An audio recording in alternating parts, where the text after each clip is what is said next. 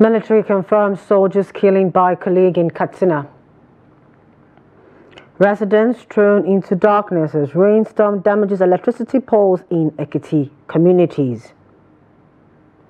Niger State approves 80,000 naira minimum wage for civil servants. Away from Nigeria, Commonwealth announces Ghana Foreign Minister as new Secretary General. Hello and welcome to Trust TV's news update. I am Chiamaka Mwafo.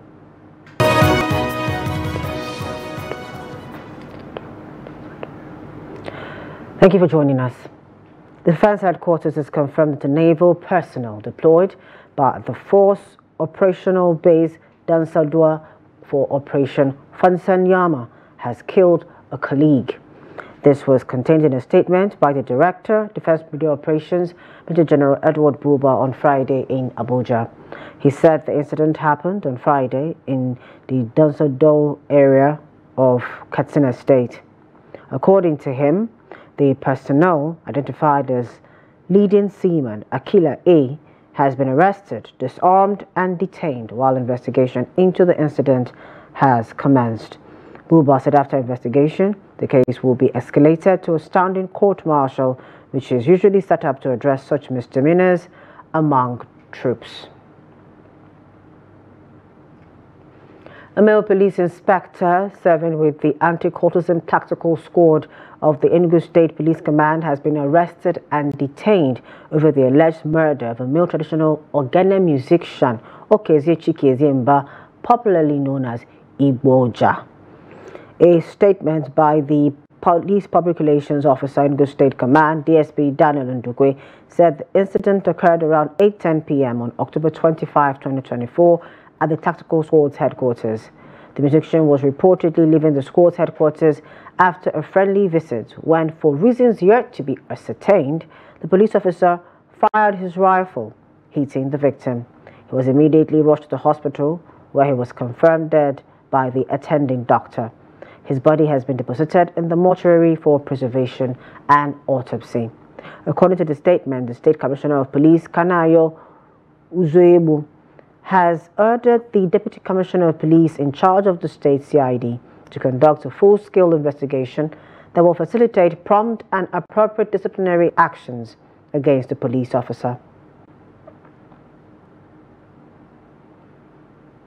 The Multinational Joint Task Force, MNJTF, in N'Djamena, Chad, has described as false and misleading the claim by ISWAP that they offered protection to communities in the Lake Chad region.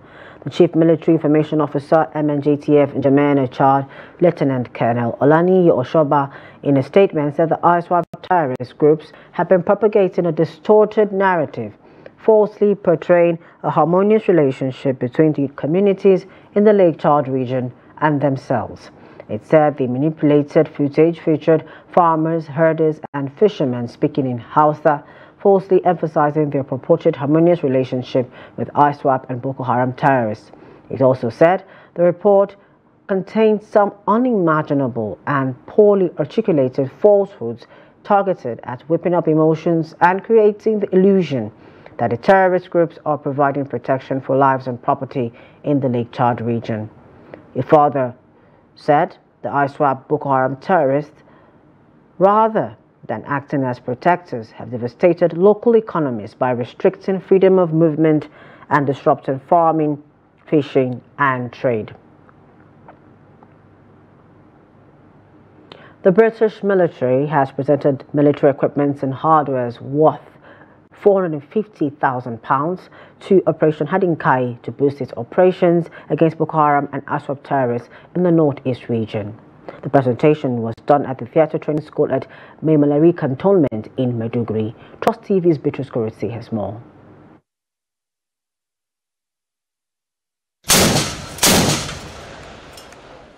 Military operations against terrorists in the northeast of Nigeria has been a challenge with rising numbers of IED explosions and ambush of frontline troops that have resulted to casualties of soldiers at the battlefield.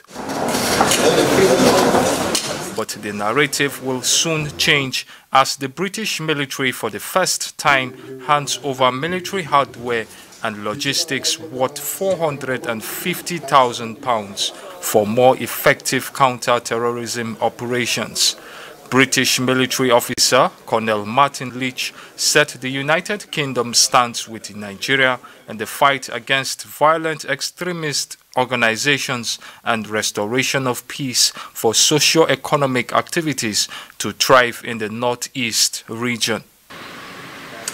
Improvised explosive devices and ambushes continue to pose a significant threat to soldiers fighting Boko Haram and the Islamic State here in Nigeria.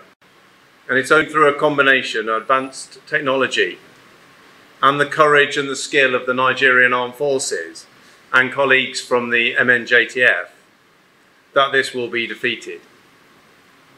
It will in no small measure complement our existing capability of our troops in mitigating IED threats in the Northeast Theatre of Operations to enable free movement of troops, commuters, and citizens as they go about their lawful duties along our main supply routes. The British military team will hold a 6-week training for frontline troops on how to use the new equipment. Bitrus Kuruti, Trust TV News, Maiduguri. The Just Electricity Distribution Company, JED, has warned customers across its franchise states of Plateau, Benue, Bauchi, and Gombe to protect all electrical installations from vandalism around their various communities.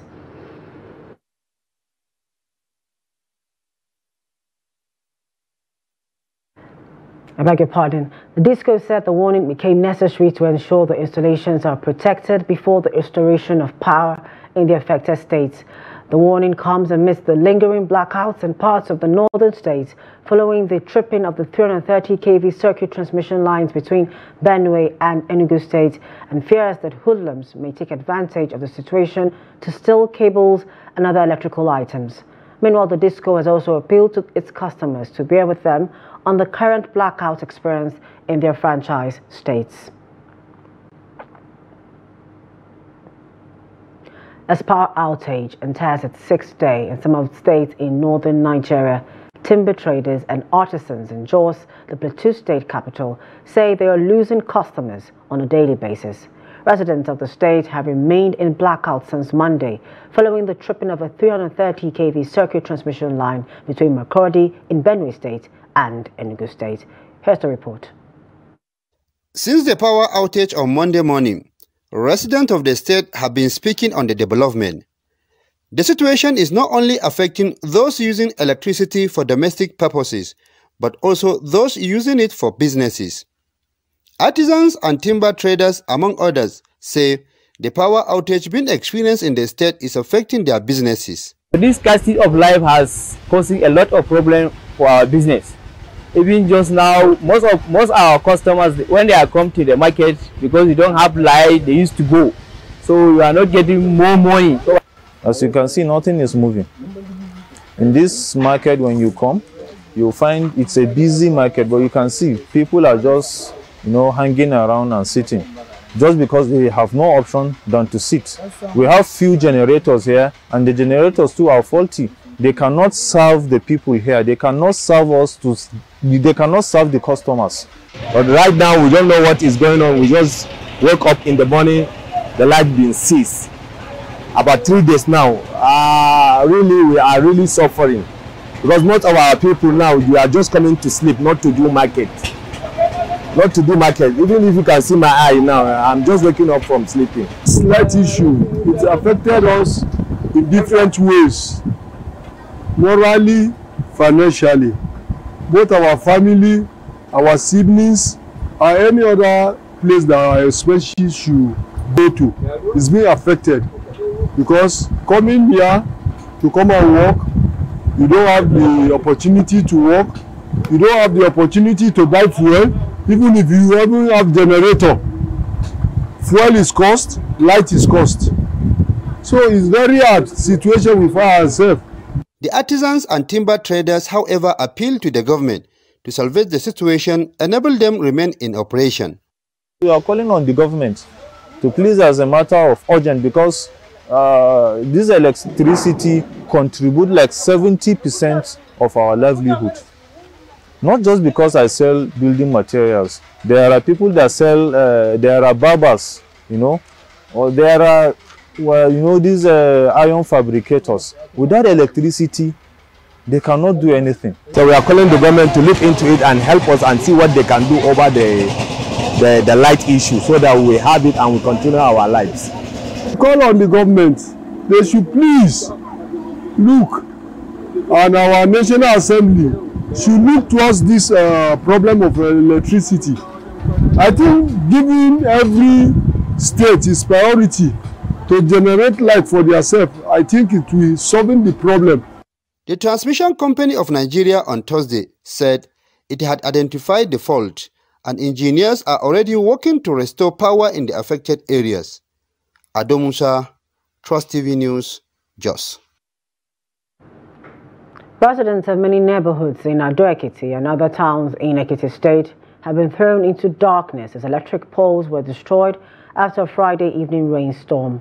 Communities affected include Ajabe Bamidele, Omisojona and Atlas in Ado-Ekiti, as well as Ikere-Ekiti, Ishe-Ekiti and Emure-Ekiti, which are experiencing power outages due to the destroyed poles.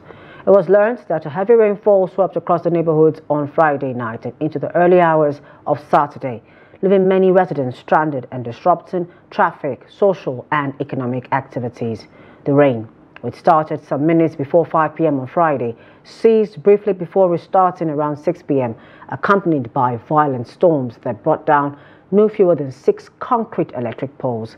The main access road, which starts from the Ado-Ikere Highway and terminates at Omisojona, has been blocked by the falling electric poles. Many residents on their way home from work were stranded for hours, with some staying inside their vehicles, while others sought shelter in nearby shops and houses. It was observed that due to the road blockage caused by the falling electric poles, many motorists abandoned their vehicles in some locations and trekked home in frustration. A fully loaded Dangote cement truck has reportedly rammed into a house at Imashayiyewa, North Local Government Area of Ogun State.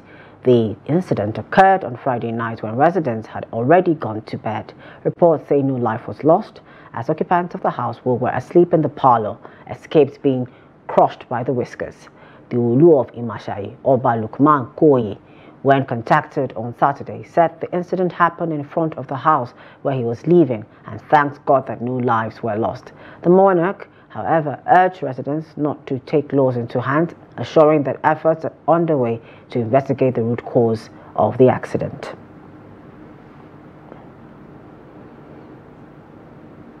No fewer than 13 people were on Friday killed in a road crash on the busy Katsina-Abuja Expressway on Friday. The Katsina State Sector Commander of the Federal Road Safety Corps, FRSC, Kabiru Nadebo, confirmed the incident in Kaduna.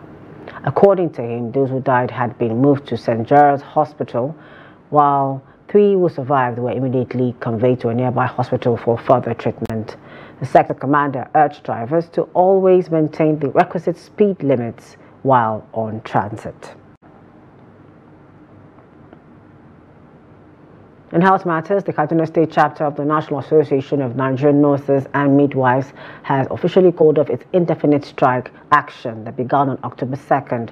This followed a successful negotiation with officials from the Katsina State government on Thursday, where the commitment of the governor to improve the welfare of health workers and all state employees was emphasized. It was announced during the meeting that the governor has directed a committee on labor matters chaired by his deputy to expedite negotiations regarding the new minimum wage with the labor unions within the next 7 days and submit a report for implementation. The demands of the health workers will be taken into account in the new minimum wage negotiations, highlighting the government's dedication to addressing their concerns and ensuring better working conditions. In a circular issued to its members, the National Association of Nigerian Nurses and Midwives urged nurses and midwives to resume their duties starting at 12 p.m. Friday, October 25, 2024. The circular was signed by the Public Relations Officer and Acting Secretary, Yashi G. Nasa. Two more stories. The Niger State government has approved a new minimum wage of 80,000 naira for civil servants and is set to commence in November of 2024. The state governor, Umaru Bago, announced this following a lengthy negotiation between the state government and the leadership of the state's labor union. Governor Bago assured workers that the state's investment in agricultural development would support the sustainability of the new minimum wage. He expressed confidence that the government could increase the minimum wage further in the future through agricultural productivity. The new wage increase will apply to both state and local government civil servants. Governor Bago also confirmed that the October salaries have already been disbursed, meaning the increased wages will officially begin in November. Expressing his approval, the Niger State chairman of the Nigerian Labour Congress, Idris Lafene, praised the decision, adding that the 80,000 naira increase exceeded the union's expectations.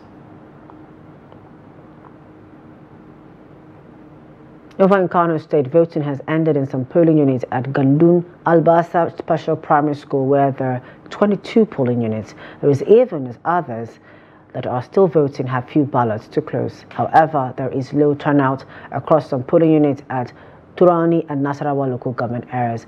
It was further observed that a polling unit at Nasarawa local government area located at the History and Culture Bureau, election materials were yet to arrive as at press time.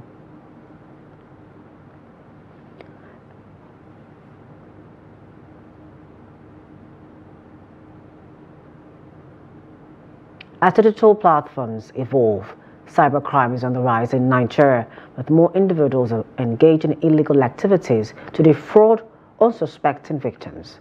In this report, several victims share harrowing experiences of having their social media accounts hacked by scammers. Trust TV's Bello Musa has more. Technology has streamlined communication, offering platforms where people can connect and share ideas. Facebook, WhatsApp, TikTok, and Instagram link individuals from all corners of the globe into a close network. However, these platforms come with risks, as fraudsters increasingly use them to scam people and damage reputations. Some residents in Kaduna share their troubling experiences. This social media, social platform that where you interact with thousands of people, you get a lot of information, you get entertained, enlightened, but you just wake up a day and just discover that you cannot have access to that platform. It's so terrible.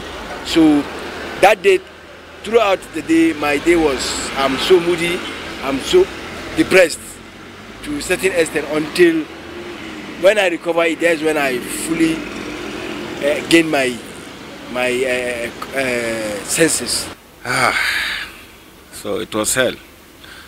All my, you will imagine it, because WhatsApp used to be my source of platform that I used to get stories and even send stories for my organization, being a journalist. So it was not a pleasant experience at all. So it took me almost 1 month to recover my account. 2020 or 2021, my Facebook was hacked, and that day it was traumatized. I was almost frustrated. In many cases, the victim's family and friends also become potential targets. They were calling some of my friends, my lecturers, people that are close to me, to send money to them. And that time people were not aware that they were hackers. So they were just calling me. Some of them were even threatening me that why should I use somebody's number to collect their money, that they are going to sue me, this, that. That day it was something else. One of the general's wife, she's one general in Million City. So his wife, out of sympathy, she gave them, when she saw what they sent to her. So she thought it was genuine. So I think she sent 60,000. I can't recall, I forgot. Often, people experience trauma after being duped, defamed, or extorted online. Many victims of internet scams face lasting emotional distress from their experiences. Bello Musa, Trust TV News Kaduna. Let's get to business, where the Naira appreciated consecutively against the dollar at the foreign exchange market to close the week on a positive note. FMDQ data showed that the Naira gained slightly at 1,600 Naira per dollar on Friday from 1,601 Naira 20 Kobo exchange on Thursday. Friday's gain is the second time the Naira has appreciated in the week under review. However, the Naira shed its value 3 times against the dollar this week. In comparison with the exchange rate of 1,600 Naira 78 Kobo per dollar last Friday, the country's currency gained 78 Kobo at the close of the week under review. Meanwhile, at the black market, the Naira lost 15 Naira to close at 1,740 Naira per dollar after starting this week with 1,725 Naira to the dollar. Away from Nigeria, the 56th-nation Commonwealth has announced Ghana's Foreign Minister Shirley Ayokoko-Botchwey as the organization's new Secretary General at a rancorous summit that concluded in Samal on Saturday. The Voluntary Association of Sovereign States is mostly made up of former British colonies. Botchwey was one of 3 candidates vying for the post. All 3 have backed calls for Britain to address the legacy of colonialism and slavery. A former lawmaker, she has served as foreign minister for the past 7 years, notably during Ghana's 2-year tenure on the UN Security Council ending December 2023. She has backed the drafting of a free trade agreement between Commonwealth member states and has previously said she stands for reparations. A Commonwealth Secretary General can serve a maximum of 2 terms of 4 years each. The incumbent is Dominican Baroness Patricia Scotland. And in sports, the second edition of the Anambra State Traders Sports Competition kicked off on Friday, 25th October 2024 at various centers across the state. At Oka Zone, Odera Market, represented by Albert Anene, triumphed over Chibuzo Wanko of Eke Oyibo Market, Amobia, 6-1 in the first table tennis event which took place at Oka City Sports Club, Amobia. In the second match, Uchenna, also of Odera Market, defeated his opponent Ndubisi Anirobi from Eko Oyibo Market in 2 straight sets, 11-2, 11-2. In the draw event, the representative of Odera Market beat his opponent from Eko Oyibo Market 2-0. From the Onitsha Zone football event at Godwin Achebe Stadium, Fege, the upholstery soccer team defeated their opponent's main market by 4-1 in a penalty shootout after the match ended goalless at full time. Action will commence fully at all the centers in various zones mapped out for the competition. The zones include Agwata, Oka, Idemili, Onitsha, Uyi, Obaru, and Nnewi. That's it for news updates at this time. For more of our news programs and documentaries, you want to follow us on our social media platforms and our YouTube live stream. I am Shamaka Mwafo. Thank you for joining us at this time.